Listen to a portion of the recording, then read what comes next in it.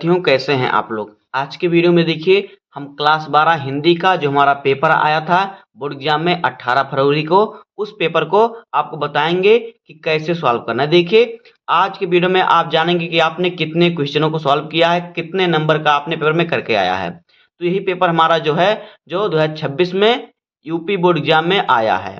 तो देखिए आपने कौन कौन से क्वेश्चन सॉल्व किया है, कौन कौन क्वेश्चन छोड़ा है, तो कितने नंबर का आप करके आए हैं, आज की वीडियो में आपको पूरी जानकारी प्राप्त हो जाएगी। आज की वीडियो में हम आपको पेपर सॉल्व करके बताएंगे। देखिए पेपर हमारा बहुत सरल आया था।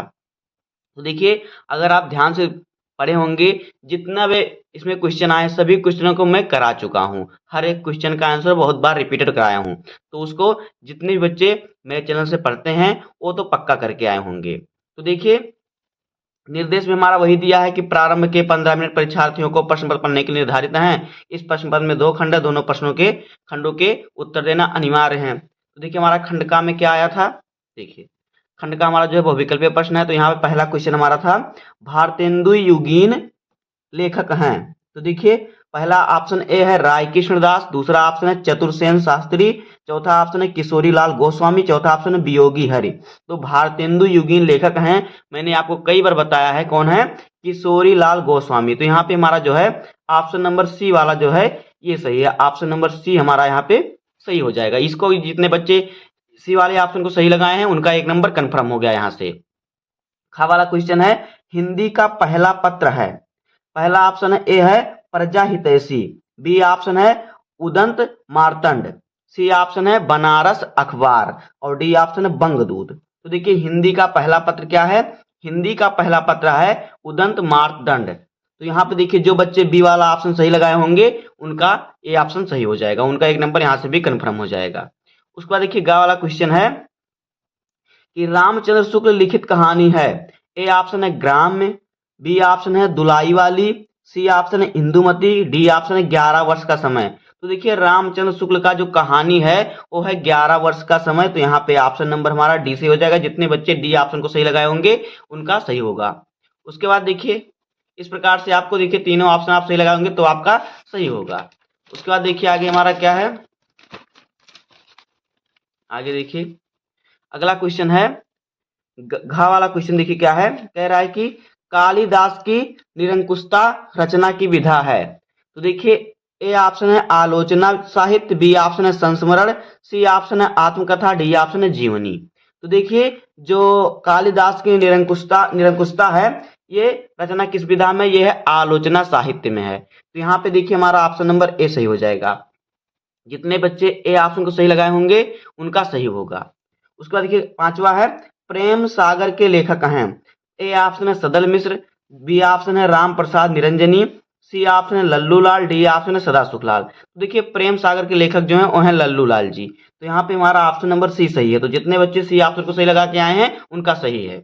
उसके बाद देखिए हमारा ये हिंदी गद्य साहित्य से 5 क्वेश्चन हो गया। अब हिंदी पद्य साहित्य से हमारा 5 क्वेश्चन होगा। तो देखिए यहाँ पे का वाला क्वेश्चन है कि निज भाषा उन्नति अहे सब उन्नति को मूल, यह कथन किसका है।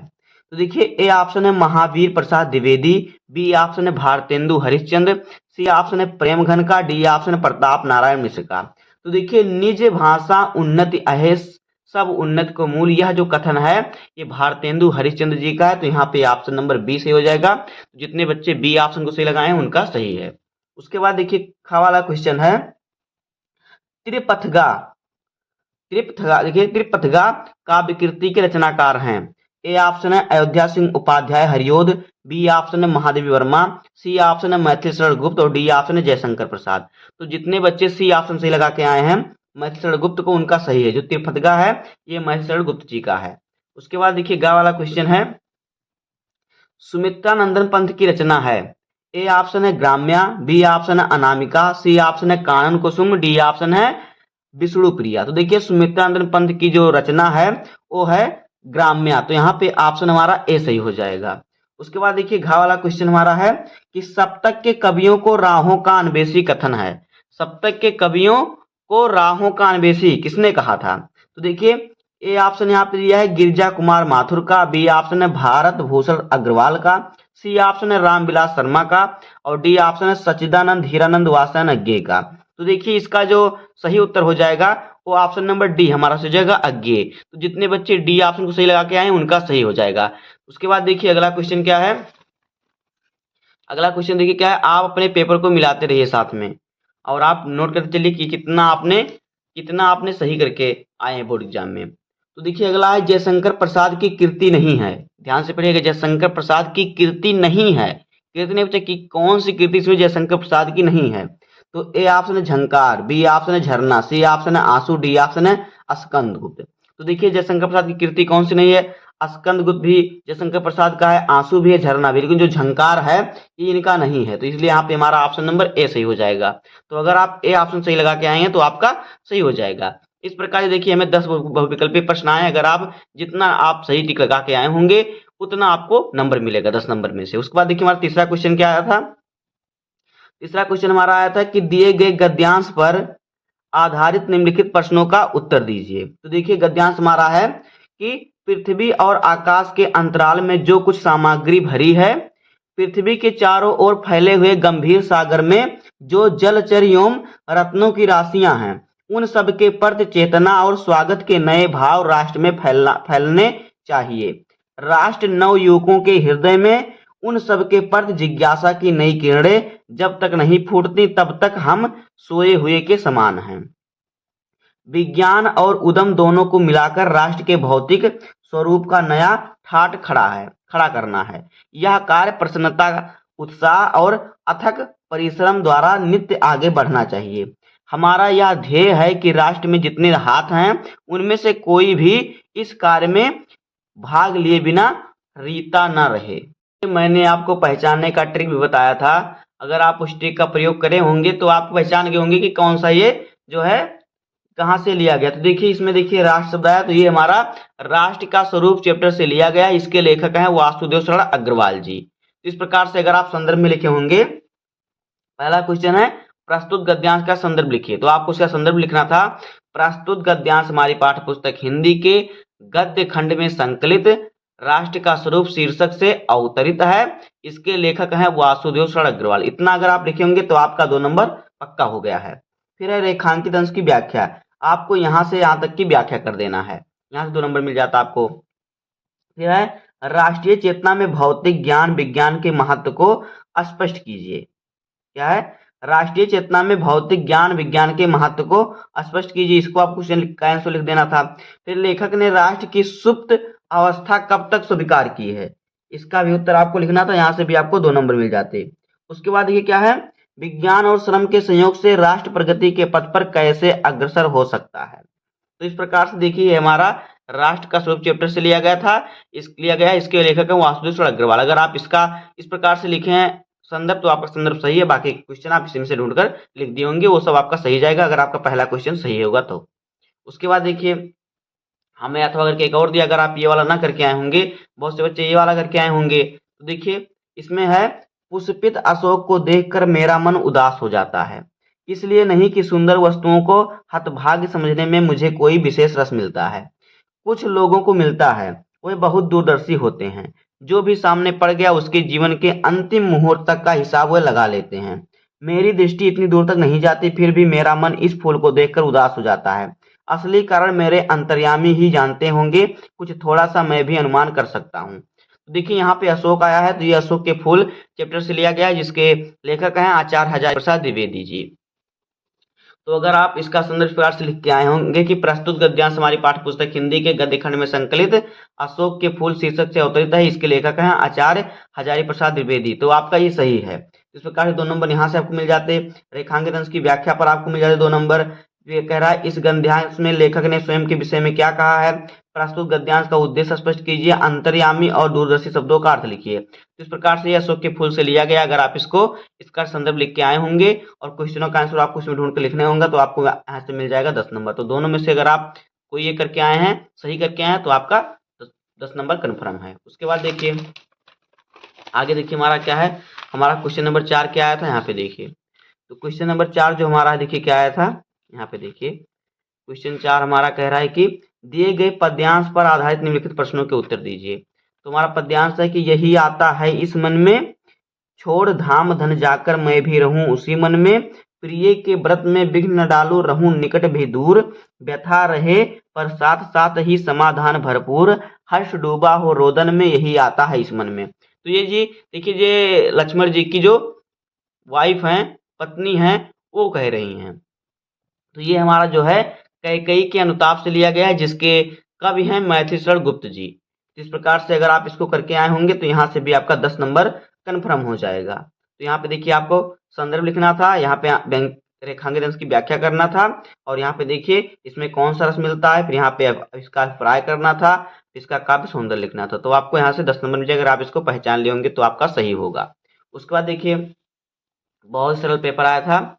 अथवा के दिया है कि एक पद्यांश हो कि मैं नीर भरी दुख की बदली, स्पंदन में चिर निस्पंद बसा, क्रदन में आहत विश्व हंसा, नयनों में दीपक से जलते, और फिर क्या है, पलकों में निर्झरी मछली। तो देखिए यह जो है गीत से लिया गया है, तो गीत शीर्षक से लिया गया। इसके कवित्री हैं महादेवी वर्मा जी।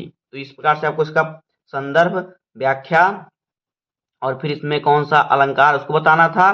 फिर यहाँ पे देखिए इसके कारण बताने थे, मतलब इसी में से आपको क्वेश्चन का ढूंढकर लिखना था। बस आपको पहला अगर आप सही लिखे होंगे तो इसमें कोई दिक्कत आपको नहीं होगी, आप पूरा सही कर लिए होंगे।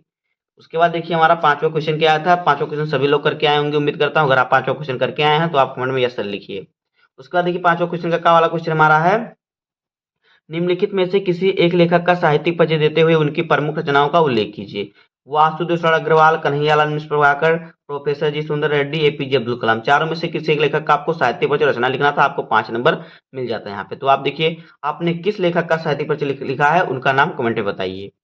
तो इसको आप कर ही ले होंगे। उसके बाद देखिए अगला क्या है, अगला हमारा है प्रश्न संख्या 5 का खा। निम्नलिखित में से किसी एक कवि का साहित्यिक परिचय देते हुए उनकी प्रमुख रचनाओं का उल्लेख कीजिए। तो देखिए कवि में हमें दिए हैं सच्चिदानंद, धीरानंद वासनज्ञ, महादेवी वर्मा, जयशंकर प्रसाद, अयोध्या सिंह उपाध्याय, हरिओद। तो आप यहाँ पे भी इसका भी कर लिए होंगे, क्योंकि 4 आया, चारों में से किसी एक का करना होता है। तो जिस कवि का आपने साहित्यिक परिचय लिखा है उसका भी नाम आप कमेंट कीजिए। उसके बाद देखिए 6वां है पंचलाइट कहानी का सारांश या फिर बहादुर लाठी कहानी का उद्देश्य पर प्रकाश डालिए। दोनों में से एक आपको करना होगा। आप पंचलाइट कहानी या लाठी कहानी करके आए होंगे, दोनों में बहुत तरीके से बता दिया हूँ। आप अच्छी तरीके से आपने पढ़ लिया होगा तो आप करके आए होंगे। यहाँ से भी आपका 5 नंबर कन्फर्म हो गया। उसके बाद देखिए हमारा 7वां है स्वापरित खंड का। आपके आधार पर किसी एक खंड के एक प्रश्न का उत्तर दिए। स्वापरित खंड का आपको पहले से मालूम हो गया था कि आपके जिले में कौन सा आएगा, उसी को आप पढ़िए होंगे। इसमें तो आपका 5 नंबर कन्फर्म ही हो गया होगा। उसके बाद देखिए अगला क्या है, आगे देखिए हमारा क्या है, आगे हमारा आ गया खंड खा। तो खंड खा में हमारा प्रश्न संख्या 8वां जो था, 8वें का वाला क्वेश्चन है कि यहाँ पे देखिए 8वें का वाला क्वेश्चन जो हमारा है वो है, दिए गए संस्कृत गद्यांश का संदर्भ सहित हिंदी में अनुवाद कीजिए। तो दिया है देखिए, इयम भाषा अस्माभिमातृसम सम्मानिया वंदनीया चा, यतो भारत मातु स्वातंत्र्यम गौरवम अखंडत्वम सांस्कृति कमलेत्वंच संस्कृतनेव सुरक्षितुम सक्रियन्ते, इयं संस्कृत भाषा सर्वासु भाषासु प्राचीनतमा श्रेष्ठा चास्ति, ततः सुष्ठुतम भाषासु मुख्या मधुरा दिव्या गिरवाण भारती इति। तो देखिए यह जो हमारा संस्कृत गद्यांश है ये संस्कृत भाषा में महत्तम चैप्टर से लिया गया। तो आपको इसका आपको संदर्भ लिख देना था। प्रस्तुत पद्यांश हमारी पाठ्यपुस्तक हिंदी के संस्कृत खंड में संकलित संस्कृत भाषा में महत्व शीर्षक से अवतरित है। बस इतना आपको लिख देना था। उसका हिंदी अनुवाद कर देना था, आपको 7 नंबर यहाँ से मिल जाता। तो देखिए अथवा करके में दिया है एक और, हंस राज तस्य वरम दत्वा हिमवती शकुनिषद्मेघे क्या है, सन्य पतन नाना प्रकारा हंस मयूरादयः शकुनिगणः समागत्य एकस्मिन् महति पाशार्तले सन्य पतन हंस राजा आत्मनः चित्तरुचितम स्वामिकम आगत्य ब्रूयात इति दुहित्रमा विदेश। तो देखिए यह जो हमारा है पद्यांश संस्कृत का, ये जातक कथा से लिया गया है। तो इसका भी आप संदर्भ लिख सकते थे और इसका हिंदी में अनुवाद, दोनों में से आपने कोई एक करके आया होगा। देखिए बहुत ही सरल है, दोनों में से कोई एक ही करना था। आपका 7 नंबर यहाँ से भी कन्फर्म हो गया। उसके बाद देखिए खा वाला क्वेश्चन हमारा क्या था। खा वाला क्वेश्चन हमारा जो आया था, दिए गए संस्कृत पद्यांश में से किसी एक का संस्कृत हिंदी में अनुवाद कीजिए। तो है जल बिंदु निपातेन क्रमशः पूर्णते घटा सा हेतु सर्व विद्याधनम धर्मस्य चा धनस्य चा। तो देखिए ये हमारा सुभाषित रत्नान चैप्टर से लिया गया है। तो इसका संदर्भ लिखकर आपको हिंदी में अनुवाद करना था कि जो है बूंद बूंद जल गिरने से जो होता है घड़ा भर जाता है, वो वाला ये है, इसका आपको अनुवाद कर देना था।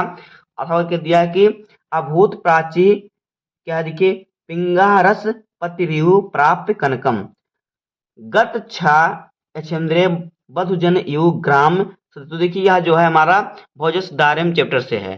तो दोनों में से जो आपको करना होगा आपने देखिए कर लिया होगा, आपको यही मुझे ज़्यादा आसान लग रहा है, तो आप उम्मीद करता हूँ आप दोनों में से कोई एक करके आएंगे। हमने दोनों का बता दिया था, तो बहुत सरल पेपर आया था। अगर आप वीडियो को मेरे डेली देख रहे होंगे तो आप अच्छे तरह से पेपर सॉल्व करके आए होंगे। तो आपके दोनों में से कोई एक करना होगा, आपका 7 नंबर यहाँ से कन्फर्म हो जाता है। 9 नंबर क्वेश्चन देखिए क्या आया था हमारा, कह रहा निम्नलिखित लोकोक्तियों मुहावरों में से किसी एक का अर्थ लिखकर वाक्य प्रयोग कीजिए। तो है अपना ही राग अलापना, यानी कि अपनी ही बात बोलना, कि अपने आगे किसी की बात ना सुनना। तो इस प्रकार से आपका इसका अर्थ लिखकर वाक्य प्रयोग करना था। फिर क्या है, लोहे के चने यानी बहुत अधिक मेहनत करना, बहुत अधिक परिश्रम करना। तो इसका आपको अर्थ लिखकर किसी एक का वाक्य प्रयोग करना था चारों में से। तीसरा हमारा था घी का लड्डू टेढ़ा भला, यानी घी का लड्डू टेढ़ा भला, यानी कि देखिए जो घी का लड्डू जो होता है, मानी अगर कोई अच्छी चीज है थोड़ा खराब भी है तो घी का लड्डू टेढ़ा बनी बढ़िया है, कहने का मतलब कि जो है क्या है, इसका मतलब कह सकते हैं कि उपयोगी चीज जो है, बहुत ही उपयोगी चीज। तो इसका आपको वाक्य प्रयोग करना था। फिर है समर्थ को नहीं दोष गोसा, यानी कि समर्थ जिसके पास धन्य होता है, संपत्ति होता है, उसे कोई दोष नहीं देता, उसकी कोई बुराई नहीं करता। तो यहाँ चारों में से किसी एक का आपको अर्थ लिखकर वाक्य प्रयोग करना था। आप कोई एक का कर दे होंगे तो आपको 2 नंबर मिल जाएगा। 10 नंबर क्वेश्चन हमारा है, आप पठित गद्यांश पर आधारित निम्नलिखित प्रश्नों के उत्तर दीजिए। तो देखिए हमारा आप पठित गद्यांश है कि हमारी सांस्कृतिक असीमता का ह्रास तो हो रहा है, हम लक्ष्य में भी पीड़ित हैं, विकास के विराट उद्देश्य से पीछे हट रहे हैं, हम झूठी तुष्टि के तत्कालिक लक्ष्यों का पीछा कर रहे हैं, मर्यादाएं टूट रही हैं, नैतिक मानदंड ढीले पड़ रहे हैं, व्यक्ति केंद्रितता बढ़ रही है, स्वार्थ परमार्थ पर हावी हो रहा है, भोग की आकांक्षाएं आसमान को छू रही हैं, उपभोक्ता संस्कृति हमारी सामाजिक नींव को हिला रही है। तो कह रहा है उपयुक्त गद्यांश का शीर्षक लिखिए, यानी शीर्षक इसमें आपको लिख देना है। जैसे कि जो कह सकते हैं कि हमारी जो संस्कृति है आजकल जो है बहुत पीछे हो रही है। उसके बाद देखिए उप संस्कृति का अर्थ स्पष्ट कीजिए। उपरोक्त संस्कृति का आपको अर्थ स्पष्ट करना है। फिर हमारे लक्ष्य भ्रम से पीड़ित क्यों हैं, तो इसी में से आपको इस क्वेश्चन का आंसर ढूंढकर लिखना होता है। तो यहाँ से आपको जो मिल जाता है 5 नंबर मिल जाता है। तो इस सभी क्वेश्चन के आंसर आपको इसी में मिल जाएंगे। अगर आप इसका तो आप कंफर्म ही करके आए होंगे, आपका यहाँ से 5 नंबर कंफर्म है, इसमें कोई दिक्कत नहीं होगी आपको। उसके बाद देखिए अथवा देखिए हमें और दिया आपने दोनों में से आपको कोई एक करना होता है। तो कह रहा है कि जीवन की अनंतता का प्रतीक वह झरना उन अद्भुत अनूठे क्षणों में मुझमें जीवन की शक्ति का एहसास रहा था। इस कदर प्रतीत हुआ कि जैसे मैं स्वयं भी देश और काल की सीमाओं से दूर बहती धारा में बहने लगा हूँ। भीतर की सारी तामसिकताएं और दुष्ट वासनाएं इस निर्मल धारा में बह गई। मन हुआ कि ऐसे ही अनंत समय तक बहता रहूं, सुनता रहूं और झरने की पुकार को। तो झरना का किसका प्रतीक कहा गया है? झरना यहाँ पे आपको देखिए जो झरना है क्या है, जीवन की अनंतता का प्रतीक है। झरना को क्या कहा है? जीवन की अनंतता का प्रतीक बताया गया है। यहाँ पे प्रकृति के उस अनंत स्वरूप को देखकर लेखक को कैसी अनुभूति हुई है? तो देखिए लेखक को अनुभूति हुई कि बस ऐसे ही बैठा रहूं और क्या है, सुनता रहूं झरने की पुकार को। फिर है रेखांकित अंश की व्याख्या कीजिए। भीतर की सारी तामसिकताएं और दुष्ट वासनाएं इस निर्मल धारा में बह गई, यानी कि लेखक के अंदर जो बुरी आदतें थी सब उस धारा में बह गई। इस प्रकार से देखिए आपको करना था, आपको यहाँ से 5 मिल गया होगा, तो इसको आप कर ही लेंगे, बहुत ही सरल है। उसके बाद देखिए 11 नंबर का वाला क्वेश्चन हमारा क्या आया था? 11वां क्वेश्चन का वाला क्वेश्चन निम्नलिखित शब्द युग्मों का सही अर्थ लिखिए। भवन भुवन, तो भवन का अर्थ होता है घर, भुवन का अर्थ होता है संसार। तो यहाँ पे घर और संसार हमारा ऑप्शन नंबर सही है। तो यहाँ पे अगर आप इस ऑप्शन को सही लगाए होंगे तो आपका 2 नंबर यहाँ से कंफर्म हो गया। फिर है देखिए क्या, सॉरी 1 नंबर यहाँ से आपका कंफर्म हो गया। फिर है अम्ब अम्ब, तो अम्ब का अर्थ होता है माता, अम्ब का अर्थ है जल। तो यहाँ पे ऑप्शन ए सही है। अगर आप इसको सही लगा के आएंगे तो यहाँ से भी आपका 1 नंबर कंफर्म, नहीं यहाँ से आपका 2 नंबर कंफर्म हो गया अगर आप सही ऑप्शन लगाए होंगे तो। उसके बाद देखिए क्या है खा वाला, निम्नलिखित शब्दों में से किसी एक शब्द के 2 अर्थ लिखिए। चारों में से किसी एक का आपको 2 अर्थ लिखना था। अनल का होता है आग परमेश्वर, विधि का होता है कानून तरीका, नीरज का होता है कमल मोती, सुरभ का होता है सुगंध और गाय। तो आपको कोई एक का 2 अर्थ लिखना था, आपको 2 नंबर मिल जाते। उसके बाद देखिए क्या है, गा वाला क्वेश्चन है हमारा। निम्नलिखित वाक्यांशों के लिए एक सही शब्द चुनकर लिखिए। कम बोलने वाला, तो कम बोलने वाला जो होता है मितभाषी होता है। तो अगर आप सी ऑप्शन सही लगाए होंगे तो आपका 1 नंबर यहाँ से कंफर्म हो जाएगा। जिसका कोई रक्षक ना हो, अनाथ। तो इस प्रकार से यहाँ पे 2 नंबर आपका सही हो गया होगा अगर आप ये सब लगा के आए होंगे तो। उसका देखिए घ वाला क्वेश्चन है, निम्नलिखित में से किन्हीं 2 वाक्यों को शुद्ध करके लिखिए। यह पुस्तक देवेश ने लिखा, तो यहाँ पे आपको लिखना है यह पुस्तक देवेश ने लिखी, तभी आपका सही होगा। फिर है आज मेरा बड़ा भाई आ गया, आज मेरे बड़े भाई आ गए। उसका देखिए मैं अभी अभी खाना खाने को बैठा हूँ, मैं अभी खाना खाने बैठा हूँ, या फिर मैं अभी अभी खाना खाने बैठा, यहाँ पे को नहीं रहेगा। फिर उपरोक्त कथन सही है, यहाँ पे रहेगा उपयुक्त कथन सही है। तो चारों में से आपको दो करना था, आपको 2 नंबर यहाँ से पक्का मिल जाता, तो आप 2 करके आए होंगे। उसके बाद देखिए अगला क्या है, आगे हमारा है देखिए 12 नंबर क्वेश्चन है, वीर अथवा शांत रस का लक्षण सहित उदाहरण लिखिए। तो अभी हमने इसको कल ही बताया था, वीर रस और शांत रस को बहुत सरल तरीके से। तो यहाँ से आपका 2 नंबर कन्फर्म हो गया होगा अगर आप दोनों में से कोई लिख कर आएंगे। श्लेष अथवा उत्प्रेक्षा अलंकार का लक्षण सहित एक उदाहरण लिखिए, दोनों में से कोई एक करना था, यहाँ से भी आपका 2 नंबर कन्फर्म। फिर है दोहा और कुंडलिया, दोहा अथवा कुंडलिया छंद का लक्षण सहित उदाहरण लिखिए। तो आप उम्मीद करता हूँ आप यहाँ पे 6 नंबर आपको कन्फर्म हो जाएगा। आप ये सभी मैं कम से कम 3-4 बार आपको बता चुका हूँ, तो इसको आप करके आए होंगे। देखिए खा वाला क्वेश्चन यहाँ पे देखिए क्या है, 13 नंबर क्वेश्चन हमारा है। यहाँ पे देखिए दैनिक समाचार पत्र में प्रकाशित विज्ञापन के आधार पर संबंधित कॉलेज में लिपिक पद के हेतु अपनी नियुक्ति हेतु तो प्रबंधक को आवेदन पत्र लिखिए, जिसमें अपनी शैक्षिक योग्यता का भी उल्लेख है। इसमें आपको बताना है कि आपने कितनी पढ़ाई की है, कितना आपने कब किस सन में कौन सी आपने पढ़ाई की है, कब आपने 10th पास किया, कब आपने 12th पास किया, आपने डिग्री ली, सब आपको चार्ट बनाकर उसमें पत्र में बताना है अगर आप इसको किए होंगे तो। अथवा बैंक की शाखा प्रबंधक के नाम पर एक आवेदन पत्र लिखिए, जिसमें किसी व्यवसाय को स्थापित करने हेतु ऋण की मांग कीजिए। तो यहाँ पे देखिए बैंक से आपको ऋण प्राप्ति हेतु प्रार्थना पत्र लिखना था, तो दोनों में से कोई एक आपको लिखना था, आपको यहाँ से 6 नंबर मिल जाता। तो दोनों में से कोई आप लिख कर आए होंगे। 14 नंबर क्वेश्चन है, निम्नलिखित विषय में से किसी एक विषय पर अपनी भाषा शैली में निबंध लिखिए। पर्यावरण संरक्षण, आतंकवाद की समस्या और समाधान, अंतरिक्ष में भारत के बढ़ते कदम, वृक्षारोपण एवं वन संरक्षण, साहित्य और समाज। तो यहाँ पे देखिए 5 में से किसी एक टॉपिक पर आपको निबंध लिखना था, आपके यहाँ पे 9 नंबर मिल जाता। निबंध लिखने का हमसे तरीका बता दिया था, अगर आप वैसे लिख के आएंगे तो आपका पूरा 100 में 100 नंबर आपका कन्फर्म हो गया होगा। तो आप देख सकते हैं कि आपने कैसी तैयारी की थी और आपको कितना नंबर आएगा। इसी प्रकार से अगर आप सब सही करके आएंगे तो आपका 100 में 100 नंबर मिलेगा। अगर आप कितनी गलती किए हैं आप अभी देख लीजिए। तो बस आज के वीडियो में इतना ही। इसी प्रकार से आपको हर इंपॉर्टेंट टॉपिक का वीडियो मिलता रहेगा। तो इस पेपर को देखिए, हमारा पेपर जो है बस्ती जिले में आया था, तो इस प्रकार से आपको पेपर देख लीजिए। इसी प्रकार से हमने सॉल्व किया है। मिलते हैं किसी नेक्स्ट वीडियो में, तो धन्यवाद, जय हिंद।